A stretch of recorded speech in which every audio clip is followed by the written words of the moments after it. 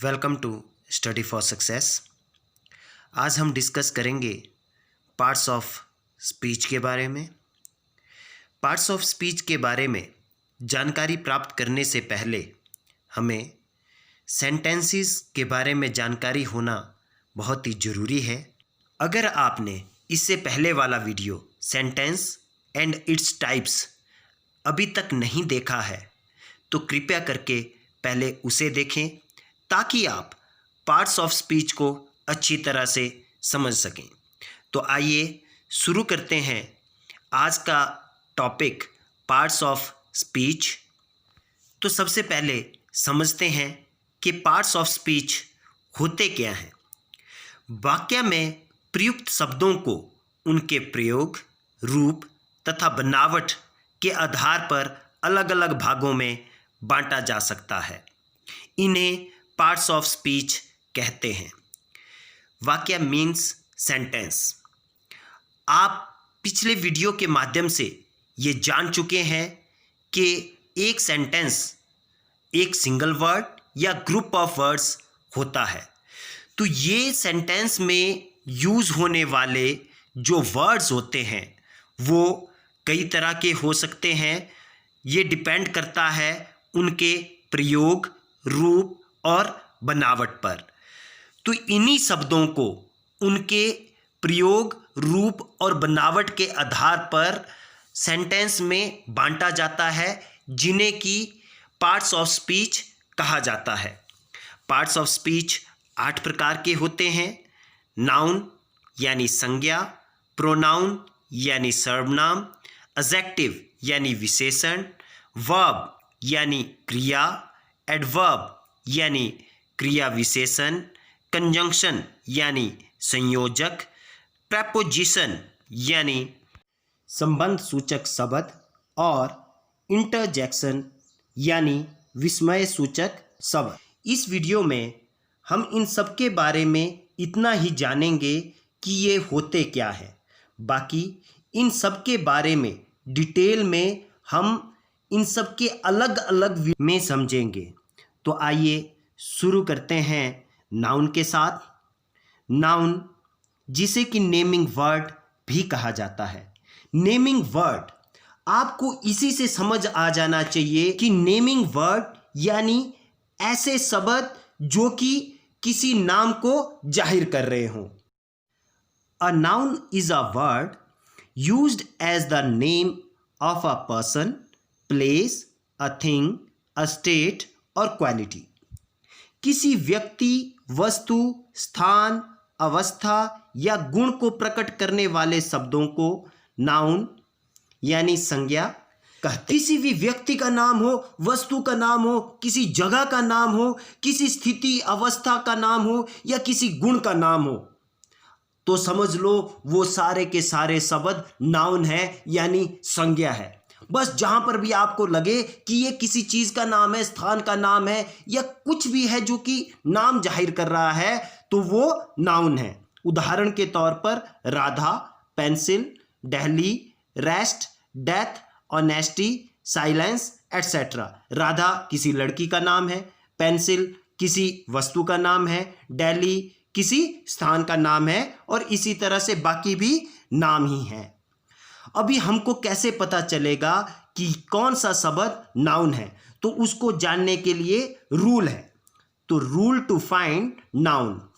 क्रिया में कौन, किसने या किसको प्रश्न लगाने से जो व्यक्ति, वस्तु, स्थान, कार्य, अवस्था या गुण उत्तर में आए उसे नाउन कहते हैं। जैसे कि Ankita is known of her wisdom. ये जो दिया हुआ उदाहरण है इसमें नोन क्रिया है जिसका अर्थ है पहचाना जाना। तो इस दिए हुए उदाहरण में नाउन कौन है, इसके लिए हम इस क्रिया जो कि यहाँ पर नाउन है के साथ कौन लगाकर प्रश्न करेंगे। तो हम प्रश्न करेंगे कौन पहचाना जाता है, हमको उत्तर मिलेगा राजन। फिर हम प्रश्न करेंगे किस लिए पहचाना जाता है, हमें उत्तर मिलेगा विजडम। तो हमें राजन और विजडम उत्तर के रूप में प्राप्त हुए हैं। तो ये दोनों ही राजन और विजडम नाउन है। दूसरा जो रूल है नाउन के बारे में जानने का वह है कि वाक्य का हिंदी अनुवाद करो। जो शब्द कार्य करे अर्थात क्रिया का सब्जेक्ट हो या उसकी व्याख्या करे या जिस पर कार्य किया जाए अर्थात क्रिया का ऑब्जेक्ट हो वह प्रायः नाउन होता है। हम सभी अच्छे से जानते हैं कि जो कार्य करे उसे सब्जेक्ट यानी कर्ता और जिस पर कार्य का असर हो उसे ऑब्जेक्ट यानी कर्म कहते हैं। तो वाक्य में कर्ता और कर्म ये दोनों ही प्रायः नाउन होते हैं। इसके अलावा जो कर्ता की व्याख्या करे वह भी आमतौर पर नाउन ही होता है। आइए उदाहरण में देखते हैं। अमन माई ब्रदर प्लेज हॉकी। मेरा भाई अमन हॉकी खेलता है। इस वाक्य में सब्जेक्ट अमन है और ब्रदर इसकी व्याख्या कर रहा है, इसलिए यह दोनों अमन और ब्रदर नाउन है। इसी प्रकार कार्य का प्रभाव हॉकी पर पड़ता है, इसलिए यह भी नाउन है। तो इस तरह से हम कह सकते हैं कि जो भी नाम है वह सभी नाउन कहलाता है। अभी से आपको जब भी लगे कि यह किसी व्यक्ति का, वस्तु का, स्थान का, विचार का नाम है तो वह नाउन है, संज्ञा है। अभी बात करते हैं प्रोनाउन के बारे में। प्रोनाउन को सब्स्टिट्यूटिंग वर्ड भी कहते हैं। A pronoun is a word used in place of noun. वह शब्द जो नाउन यानी संज्ञा के स्थान पर प्रयुक्त हो उन्हें प्रोनाउन यानी सर्वनाम कहते हैं। अभी देखिए जब भी आप किसी चीज़ के बारे में बात करते हैं तो बार बार उसका नाम नहीं लेते हैं, उसके नाम की जगह कुछ एक शब्दों का प्रयोग करते हैं। जिन शब्दों का आप प्रयोग उसके नाम की जगह करते हैं वही शब्द प्रोनाउन यानी सर्वनाम कहलाते हैं। जैसे कि मान लीजिए आप अपनी दोस्त अंकिता के बारे में बात कर रहे हैं तो आप कहेंगे Ankita is my friend, she is my classmate, she is 10 years old। अभी आप देख रहे हैं कि पहली बार आपने अंकिता बोला, उसके बाद उसके नाम की जगह आप सी का प्रयोग कर रहे हैं, तो यह सी प्रोनाउन हुआ क्योंकि इसको आप नाउन की जगह पर प्रयोग कर रहे हैं, उस नाम की जगह पर प्रयोग कर रहे हैं। और हम जानते हैं कि नाम को नाउन कहते हैं और वो शब्द जो कि नाउन की जगह प्रयोग किए जाते हैं उनको प्रोनाउन कहते हैं। और आपको देखकर सुनकर लग भी रहा है प्रोनाउन कि नाउन से इसका संबंध है, कुछ ना कुछ तो संबंध है। तो इसका यही संबंध है कि इसका प्रयोग नाउन की जगह किया जाता है। हिंदी में भी सर्वनाम मतलब नाम की जगह पर जो शब्द लगे वो सर्वनाम कहलाते हैं। आप एक और उदाहरण के साथ इसे और बेहतर समझ सकते हैं। Ankita did not come because she was ill. अभी आप देख सकते हैं कि पहली लाइन में क्या कहा, Ankita did not come because. इसके बाद जो सी वर्ड यूज हुआ है वह अंकिता की जगह पर यूज हुआ है। आप यह कह सकते थे कि अंकिता वाज इल, लेकिन आपने एक बार उसका नाम ले लिया, उसके बाद आप इसकी जगह किसी प्रोनाउन का यूज करेंगे तो आपने प्रोनाउन सी का यूज किया और आपने कहा सी वाज इल। अभी जिन शब्दों का प्रयोग आप नाम की जगह पर करते हैं वे 3 तरह के हो सकते हैं। पहले कि आप अपने नाम की जगह पर किसी शब्द का प्रयोग करते हैं। अपने मतलब जो बोलने वाले हैं, आप बात कर रहे हैं किसी से तो आप अपने नाम की जगह पर किसी शब्द का प्रयोग करेंगे तो वे शब्द फर्स्ट पर्सन प्रोनाउन कहलाते हैं और इसमें आई और वी आता है।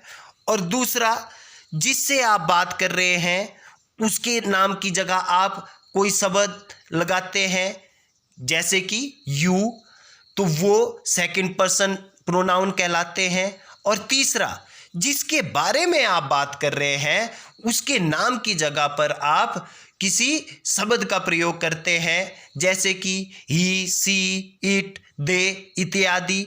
तो जिसके बारे में आप बात करते हैं उनकी जगह जिन शब्दों का प्रयोग किया जाता है उनको थर्ड पर्सन प्रोनाउन कहते हैं।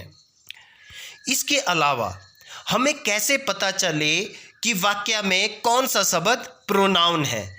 इसके लिए वही रूल है जो कि नाउन को जानने के लिए रूल्स थे, क्योंकि नाउन की जगह यूज होने वाले वर्ड ही तो प्रोनाउन है। तो इसलिए हम क्रिया में कौन, किसने या किसको लगाकर प्रश्न करेंगे और जो हमें उत्तर मिलेगा वही शब्द प्रोनाउन होगा। या हम हिंदी में उसका अनुवाद करेंगे और जो सब्जेक्ट है या सब्जेक्ट के बारे में व्याख्या कर रहा है या ऑब्जेक्ट है वह भी प्रोनाउन होगा। तो अभी हम डिस्कस करते हैं एडजेक्टिव के बारे में।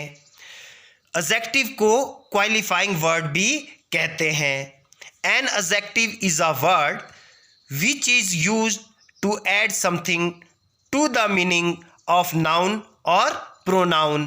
वह शब्द जो नाउन या प्रोनाउन की विशेषता प्रकट करे उन्हें एडजेक्टिव यानी विशेषण कहते हैं। अभी आप एडजेक्टिव और विशेषण दोनों शब्दों को ध्यान से देखिए। आप देख सकते हैं कि एडजेक्टिव शब्द के शुरू में ऐड लगा हुआ है और ऐड का मतलब होता है जोड़ना। और बिल्कुल उसी तरह से हिंदी में विशेषण यानी जो शब्द किसी की विशेषता करे विशेषण। तो ऐड करना, कोई और इंफॉर्मेशन ऐड करना किसी के बारे में। तो जो शब्द नाउन के बारे में या प्रोनाउन के बारे में और इंफॉर्मेशन ऐड करे यानी नाउन और प्रोनाउन की विशेषता करें वे शब्द विशेषण कहलाते हैं। जैसे कि सी इज अ ब्रेव गर्ल, इसमें आप देख सकते हैं कि गर्ल जो है एक नाउन है और वो गर्ल की विशेषता है कि वह गर्ल ब्रेव है। क्योंकि ये जो ब्रेव शब्द है ये उस गर्ल शब्द की विशेषता को बता रहा है, उसके बारे में और इंफॉर्मेशन ऐड कर रहा है, इसलिए ब्रेव क्या हुआ? एडजेक्टिव हुआ, विशेषण हुआ। दैट डॉग इज ब्लैक, तो ये जो दिया हुआ सेंटेंस है इसमें डॉग क्या है? एक नाउन है, किसी जीव का नाम है तो जो भी नाम होता है वह नाउन होता है। तो डॉग क्या है? एक नाउन है। और उस नाउन की विशेषता क्या है कि वह ब्लैक है। तो ये जो ब्लैक शब्द है, ये जो ब्लैक वर्ड है, ये क्या कर रहा है? डॉग के बारे में और इंफॉर्मेशन ऐड कर रहा है, उसकी विशेषता को बता रहा है कि वह काला है। तो ब्लैक क्या हुआ? एडजेक्टिव हुआ, विशेषण हुआ, क्योंकि वह नाउन की विशेषता कर रहा है। इस तरह से ये जो दिए हुए वाक्य हैं इनमें ब्रेव और ब्लैक शब्द क्या है? एडजेक्टिव है। अभी हमें कैसे पता चले कि सेंटेंस में कौन कौन से एडजेक्टिव है? तो उनके लिए क्या रूल्स हैं? तो ये जानने के लिए हम संज्ञा में कैसा, कौन सा, कितना आदि प्रश्न लगाएंगे। यहाँ पर ध्यान देने वाली बात यह है कि अभी से पहले हम क्रिया के साथ प्रश्न कर रहे थे, लेकिन यहाँ पर संज्ञा के साथ प्रश्न कर रहे हैं। जैसे कि सुमन इज अ पुअर गर्ल, इस उदाहरण में सुमन और गर्ल नाउन है। अभी हम क्या प्रश्न करेंगे? सुमन कैसी लड़की है? उत्तर मिलेगा पुअर, तो वही एडजेक्टिव है, वही विशेषण है। अभी बात करते हैं वर्ब के बारे में। वर्ब को एक्शन या सेइंग वर्ड भी कहते हैं। एक्शन वर्ड क्यों? क्योंकि ये किसी एक्शन को जाहिर करता है, इसलिए action word. A verb is a word that describes an action, state और एक्सपीरियंस। ऐसे शब्द जो किसी कार्य, अवस्था या अनुभव को व्यक्त करें, क्रिया कहलाते हैं। उदाहरण के लिए सी प्लेज क्रिकेट। इसमें ये जो प्लेज वर्ड है, इससे क्या पता चल रहा है कि खेलने का कार्य हो रहा है। क्या हो रहा है? खेलने का कार्य हो रहा है, तो इसलिए प्लेज शब्द क्या हुआ? वर्ब हुआ। अगला है ही कुक्स फूड। इसमें क्या काम हो रहा है? खाना बनाने का काम हो रहा है। तो कौन सा वर्ड है जो कि इस बात को जाहिर कर रहा है? कुक्स। तो कुक्स जो वर्ड है वो क्या हुआ? वर्ब हुआ। इसी तरह से ही रीड्स नोवेल। इसमें क्या कार्य हो रहा है? नोवेल को पढ़ने का कार्य हो रहा है। तो नोवेल को पढ़ने के कार्य का किस शब्द से पता चल रहा है? रीड्स शब्द से पता चल रहा है, तो वह क्या हुआ? वर्ब हुआ। तो ये जो ऊपर के वाक्य हैं, इनमें प्लेस, कुक्स तथा रीड्स वर्ब है, क्योंकि ये किसी न किसी कार्य के होने को प्रकट कर रहे हैं। अभी हमें कैसे पता चलेगा कि किसी सेंटेंस में कौन सा वर्ड वर्ब है? तो उसके लिए क्या रूल्स हैं? हिंदी के वाक्यों में जो शब्द वाक्य के अंत में आए वह वर्ब होता है। जैसे कि राधा सिंग्स सॉन्ग, राधा गाना गाती है। तो आप देख सकते हैं कि अंत में क्या आया? गाती है। तो गाती शब्द क्रिया है भी सहायक क्रिया है। दूसरा, साधारणतः कर्ता से क्या करता है, क्या करेगा, ने क्या किया आदि प्रश्न लगाने से जो उत्तर आए वह वर्ब होगा। उदाहरण के लिए आकांक्षा राइट्स अ लेटर। यहां पर कौन है कर्ता? कौन काम कर रहा है? आकांक्षा काम कर रही है। तो हम प्रश्न करेंगे आकांक्षा क्या करती है? उत्तर मिलेगा लिखती है। तो लिखती है को इंग्लिश में क्या कहते हैं? राइट्स। तो ये जो राइट्स वर्ड है यह क्या हुआ? वर्ब हुआ।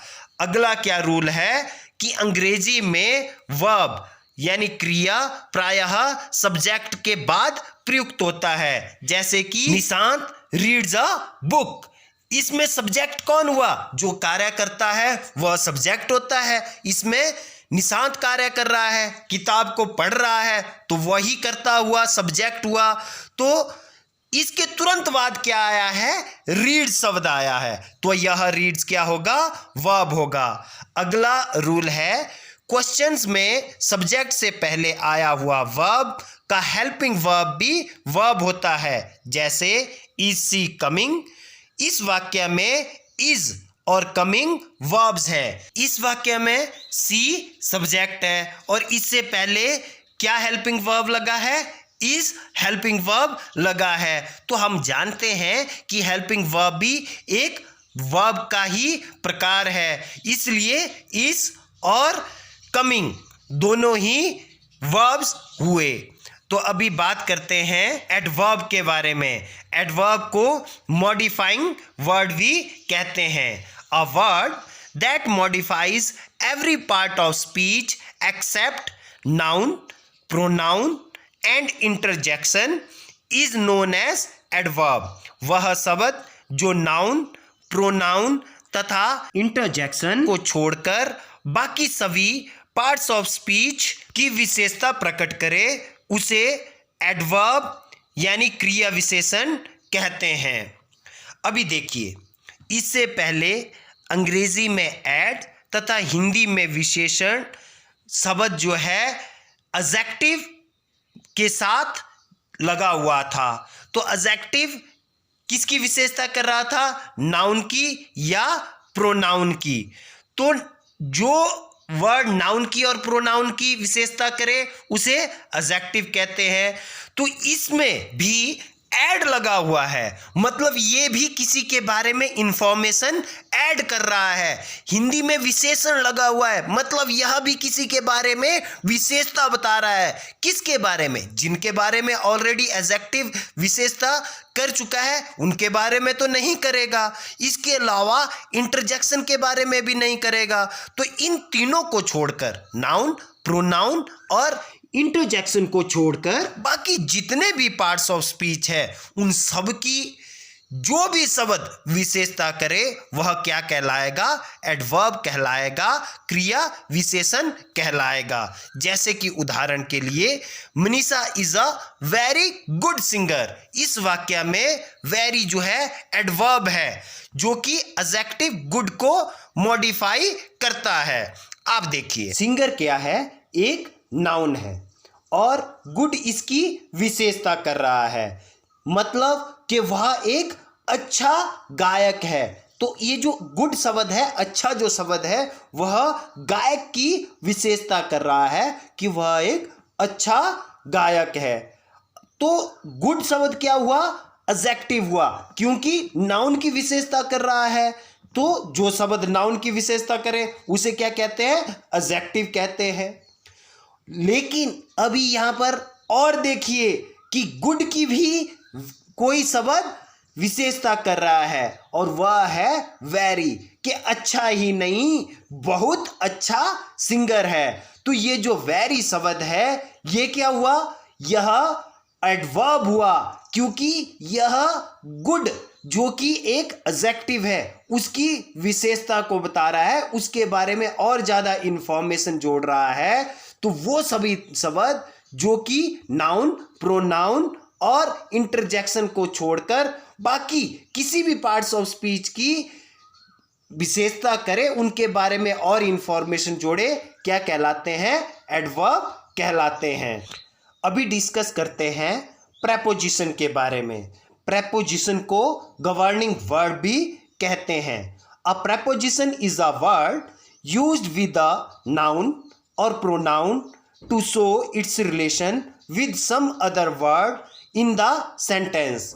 वह शब्द जो किसी संज्ञा या सर्वनाम के साथ प्रयोग होकर उसका संबंध वाक्य में प्रयुक्त किसी अन्य संज्ञा या सर्वनाम से प्रदर्शित करे, उसे संबंध सूचक अव्यय कहते हैं। अभी देखिए, हर एक वर्ड में कोई ना कोई मतलब छुपा होता है। तो प्रेपोजिशन प्री और पोजीशन को मिलाकर बना हुआ है। तो प्री मतलब पहले, पोजीशन मतलब स्थान लेना। तो ऐसे शब्द जो कि किसी संज्ञा या सर्वनाम से पहले स्थान लेते हैं यानी आते हैं, उन्हें क्या कहते हैं? प्रेपोजिशन कहते हैं।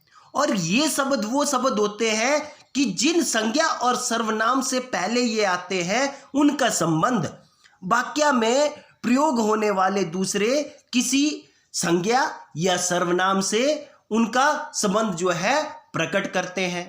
तो ऐसे वो सारे शब्द जो कि किसी संज्ञा या सर्वनाम के साथ में या हम कहें कि उनसे पहले आते हैं और उनका संबंध वाक्य में प्रयुक्त किसी अन्य संज्ञा या सर्वनाम से बताते हैं, उन्हें संबंध सूचक अव्यय कहते हैं। हिंदी में भी पता लग रहा है कि संबंध सूचक जो कि किसी के संबंध की सूचना दे। किसके संबंध की? किसी संज्ञा या सर्वनाम के संबंध की। किसके साथ?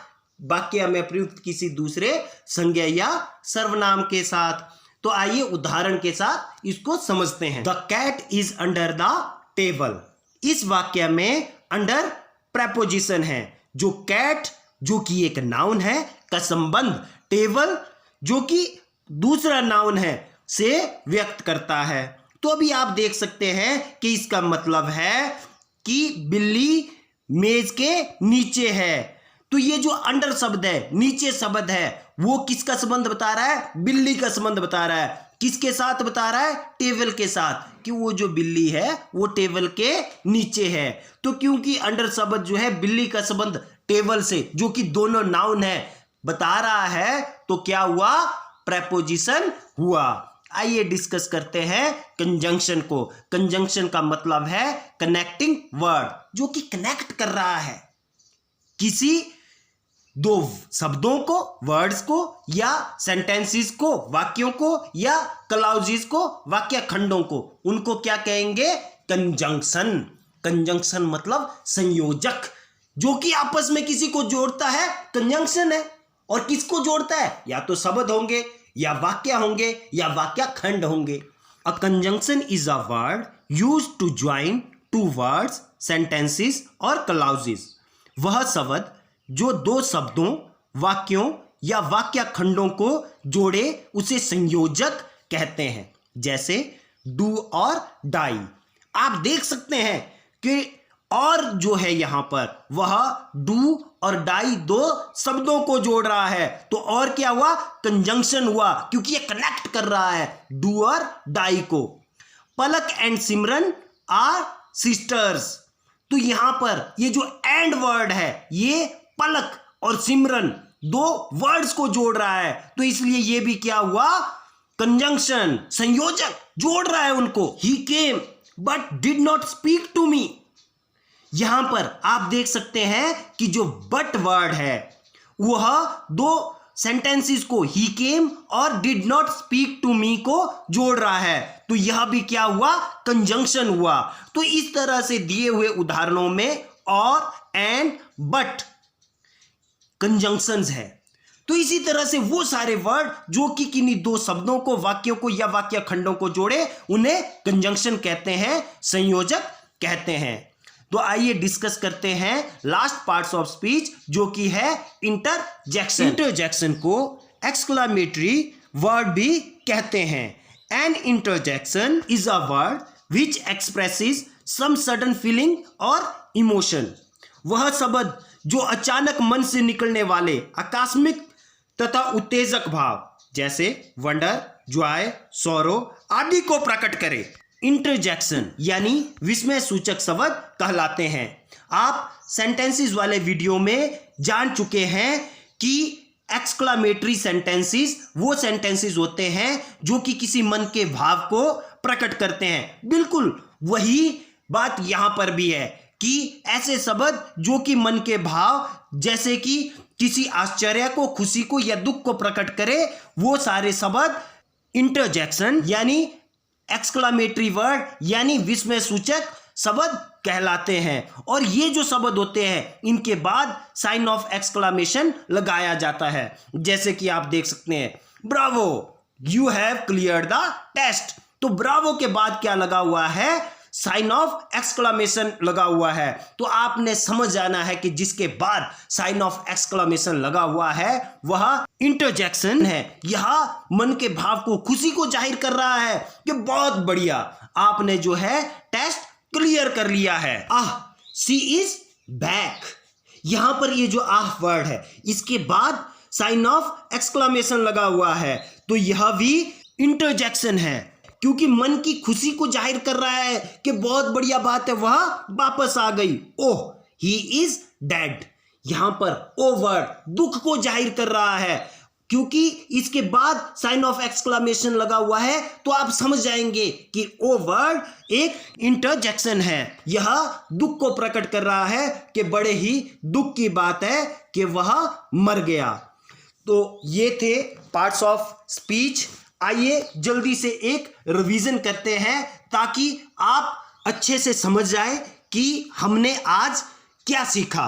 हमने जाना कि पार्ट्स ऑफ स्पीच 8 होते हैं, जिन्हें कि आप स्क्रीन में देख रहे हैं।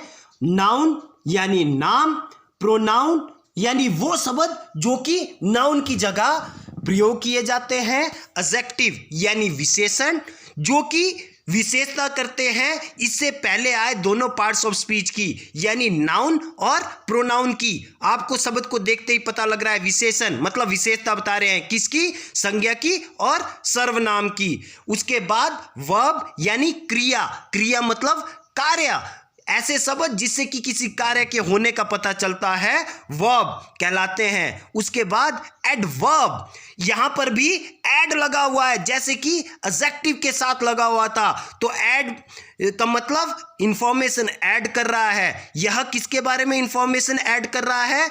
नाउन, प्रोनाउन और इंटरजेक्शन को छोड़कर बाकी सभी पार्ट्स ऑफ स्पीच के बारे में। अगला है कंजंक्शन यानी संयोजक।